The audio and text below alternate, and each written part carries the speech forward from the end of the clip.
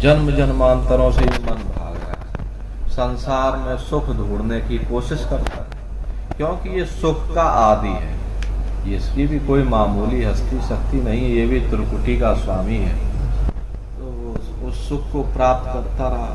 अब उस सुख को छोड़ करके यहाँ जब आ गया तो यहाँ सुख ढूंढ रहा है, और जब उसको वो सुख मिल जाएगा, जब शब्द की लज्जत मिल जाएगी, तो अपने आप भागा दौड़ी छोड़ देगा। अब जिसको हीरे जवाहरात मिलेंगे वो कौड़ियों के पीछे क्यों दौड़ेगा?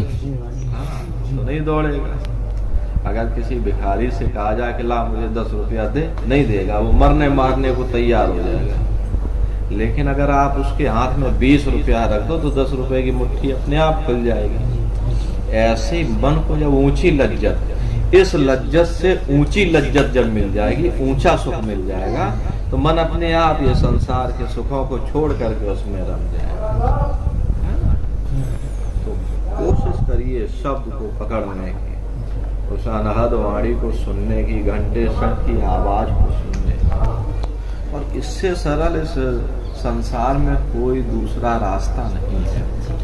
बड़े बड़े ऋषि मुनि, पीर, पैगंबर, औलिया लाखों लाख वर्ष तक उल्टे पेड़ पर लटके रहे, शरीर को सुखा दिया, शरीर को गला दिया, क्या नहीं किया उन्होंने उस मालिक को प्राप्त करने के लिए। लेकिन हमको आपको तो कुछ नहीं करना, ना उल्टा लटकना, ना सीधा लटकना। स्वामी जी कहते थे जैसे चाहे तैसे भजन करो, लेट कर चाहे लेट कर बैठो, सोफा पे बैठ जाओ, जैसे सुविधा हो, कान में उंगली डालो, कुछ करना नहीं, कोई मेहनत नहीं करनी। अरे खेती बाड़ी जमीन जायदाद में तो मेहनत करनी पड़ती है, परमात्मा को प्राप्त करने में तो कोई मेहनत नहीं है।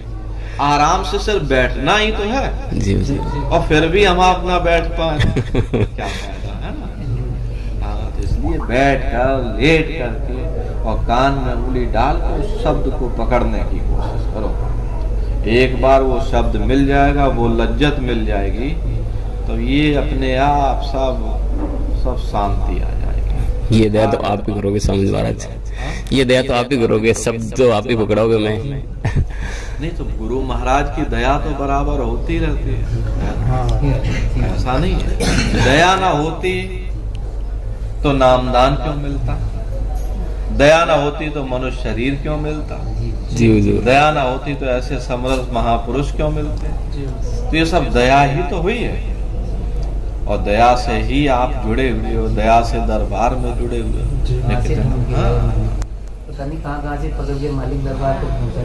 तो दया तो बराबर हो रही जी। अब हमको आपको दया का पात्र बनना है। अब हमारा बर्तन ही यदि गंदा है, अगर हम उसमें दया दें, उसमें दूध डालेंगे तो वो दूध फट जाएगा। पहले अपने बर्तन को तो साफ कर लो। मालिक को खींचने में देर नहीं लगती है, गुरु महाराज तो दया करने एक झटके में खींच ले। लेकिन यदि रेशम का कपड़ा झाड़ियों में उलझा, एक झटके में खींचोगे तो चिथड़े चिथड़े उड़ जाएंगे उसके। तो उसको आहिस्ता आहिस्ता निकालना, धीरे धीरे निकालना पड़ता ताकि साबुत कपड़ा निकल आए।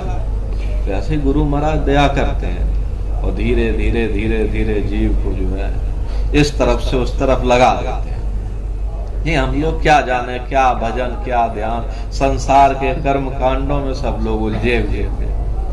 लेकिन वो तो गुरु महाराज की कितनी बड़ी दया कृपा हो गई, तो धीरे से इधर से उधर लगा करके और ऐसे रास्ते पर चला दिया।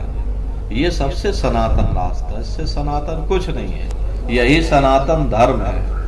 हाँ, तो ये मालिक की बड़ी विशेष दया कृपा है। तो भजन तो सब लोग बराबर करिए।